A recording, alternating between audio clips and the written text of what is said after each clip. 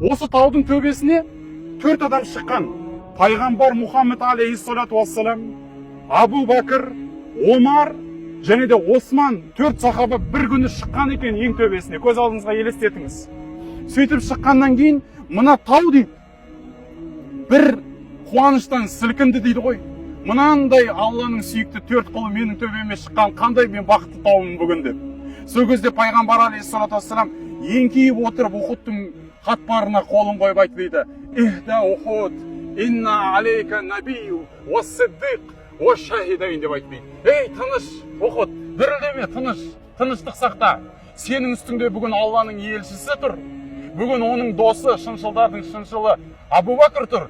Және де 2 шахид, Омар радиаллаху анху мен Осман радиаллаху сенің үстіңде тұр. Сондықтан да сабыр ет, тыныштал деп айтты дейді. Шахид деп тұрған 2 шахид бұл Омар радиаллаху анхуды Абу Лю'лю деген отқа табынушы адам келіп намаз үстінде бауыздап кеткен, білесіздер. Осман радиаллаху анхуды үйінің төбесінен 6 жауыз, 6 адамның аты аталады, бір адамның аты аталмайды. Кім өлтіргені әлі күнге дейін белгісіз. Бірақ сол 6 адам түсіп Құран оқып отырған жерінде артынан келіп мойнынан тартып жіберген Осман радиаллаху анхуды Алланың жолында шахид кеткен. Міне осы 2 шахидайн деп отырғаны сол 2 кісі. Міне сол Ухудтың үстінде, осы төбесінде болған оқиғада.